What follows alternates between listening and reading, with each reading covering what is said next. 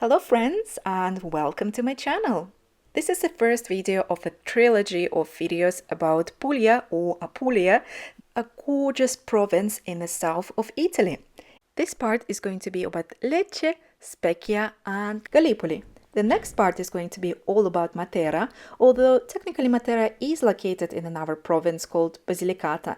And final part is going to be about Alberobello, Polignano a Mare, Monopoli and Ostuni. Our entire trip took around 7 days and we landed and departed from Brindisi. We also hired a car there. Good morning. It's the first stop of our trip. We are currently in a city called Lecce, which is one of the biggest and most beautiful cities in the Puglia region of Italy. We have a couple of hours to walk around and enjoy the city. I actually bought an ice cream, the Kinder Bueno one. I haven't seen it in the UK, so I was really excited to try because I love Kinder Bueno. And we're currently in a really pretty park right in the heart of Lecce. It's Thursday morning, so it's quite empty, which is expected. I'm pretty sure it must be super busy on a weekend. And we're currently heading to the city center.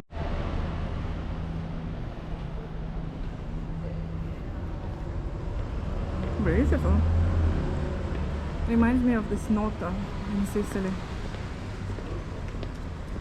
Lecce did in fact remind us of Noto in Sicily, but mainly because of its Baroque architecture. Lecce actually flourished in the 16th and 17th centuries, mainly because of the limestone exports. The limestone of Lecce is even called Lecce stone. Lecce also used to be the capital of Puglia for a few years. Right now it's not anymore. The capital of Puglia these days is the city called Bari.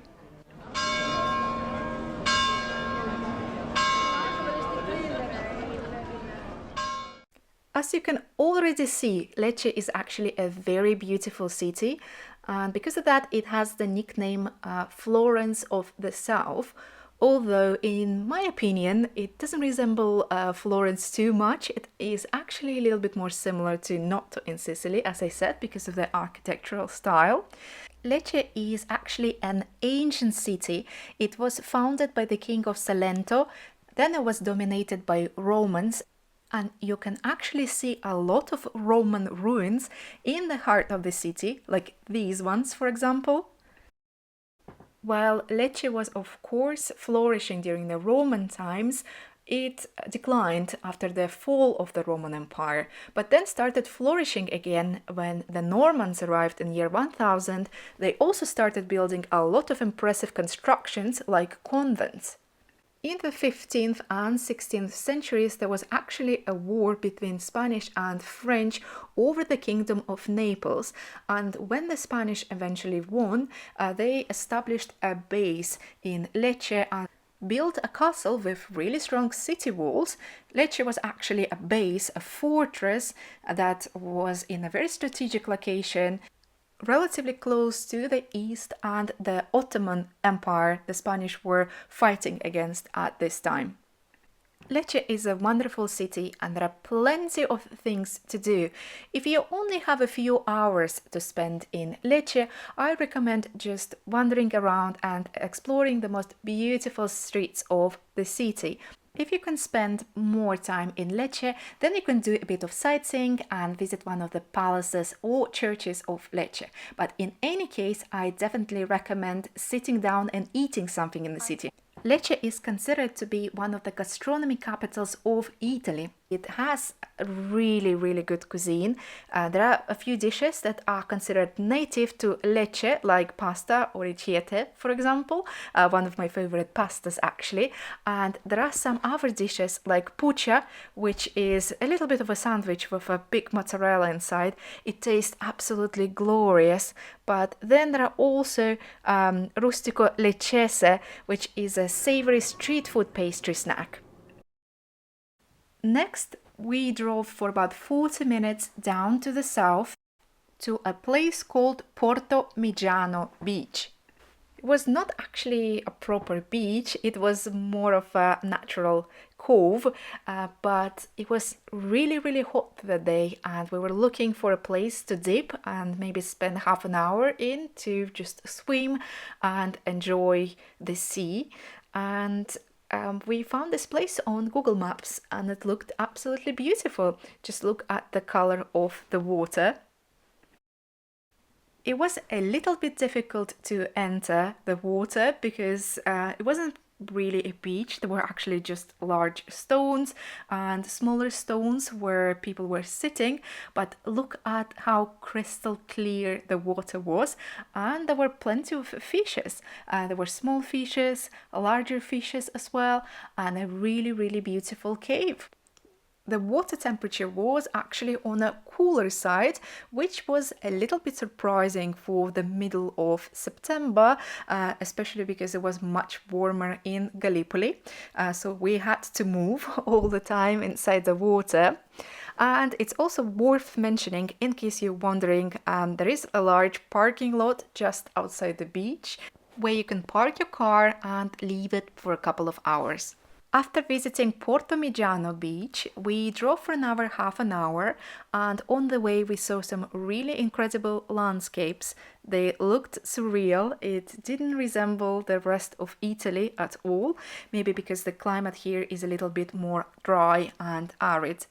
Our next destination was a town called Specchia, and it seemed like we were the only tourists in the whole town, but it wasn't surprising because Specchia is located relatively far from the most touristy places in Puglia. This is one of the less touristy towns in Puglia. Currently it's absolutely empty. Looks really beautiful. Not too many tourists visiting Puglia end up driving that way, just because in that bottom of the hill there are not too many famous names. Most of the people actually go to places like Alberobello, Monopoli, Polignano a Mare, the ones we will visit as well, and I will cover them in the last part of this series of videos about Puglia. But because we wanted to spend some time in Gallipoli, and Gallipoli is not too far away from Specchia, we decided to visit this place as it looked really pretty, at least on the pictures, and in the real life it also didn't disappoint. In lots of countries around the world, a place like Specchia would be a top touristy destination where lots of people from all around the country would come and visit it. But just because it's Italy, and honestly every single town in Italy is stunning, there are just so many beautiful places that Specchia is not even in the top 5 places in Puglia, just one of the provinces of Italy. And to be fair, it takes around 2 hours to drive to Specchia from Alberobello or Monopoli, unless they are going to Gallipoli as well. On the main square of Specchia, we found this really nice bakery. As it turned out later, this is actually a chain of bakeries that we saw all over Puglia. And we got some pastries, got some Aperols, and sat on the main square and enjoyed the sunset in this beautiful town. And then we drove to the final destination of the day and the destination for the next couple of days, Gallipoli, where we stayed at this stunning hotel called Il Giardino della Regina. I will leave the link to the hotel in the description of the video and in the pinned comment in case you want to find it. The place was absolutely stunning, and this garden was incredibly photogenic. Lots of people from the outside were coming to this garden to take photos. Of course, before traveling to Puglia, we have read multiple resources and guides on the best places to visit in the region, and almost no guides have featured Gallipoli.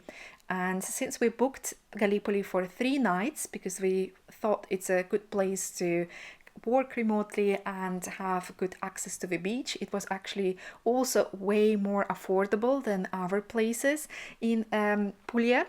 We didn't have high expectations at all, but having visited Gallipoli, I must say that it is now one of my favorite places in the entire region. It I think honestly it has it all.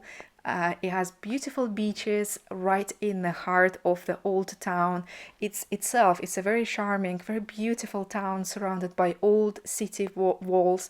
It has incredible history. It has good restaurants. The prices are so good. They are much lower than in lots of other places, especially touristic places in Puglia, and food quality was on point. Everything was really delicious. And overall, the atmosphere in Gallipoli was great. It was less touristy. I haven't seen many foreigners at all. It was mostly local tourists, and it felt really nice. If you ever visited Sicily before and been to a place called Syracuse, that's what Gallipoli reminded me of. Of course, I think Syracuse is maybe on a higher level. It's a little bit more impressive, a little bit more beautiful, more well taken care of, and generally restaurants and shops are a little bit fancier in Syracuse, but Gallipoli is more laid back, more chilled and simple version of Syracuse, and it has lots of similarities with it. It's also a walled city, has access to the sea, built in a similar way, has similar architecture, and is also very, very pretty. So yeah, if you've been to Syracuse, if you liked it, you might actually like Gallipoli as well. Gallipoli is also a perfect place to stay for longer, for at least 3 days, maybe up to a week. It's much more affordable, as I mentioned, and you can stay in a place that is just minutes away from beautiful beach. And it's a great place to work remotely from. It also has very interesting history. There are plenty of things to see. So yeah, I would definitely recommend it. Thank you so much for watching this video. If you liked it, please give it thumbs up, and I hope to see you in the next part about Matera. Bye!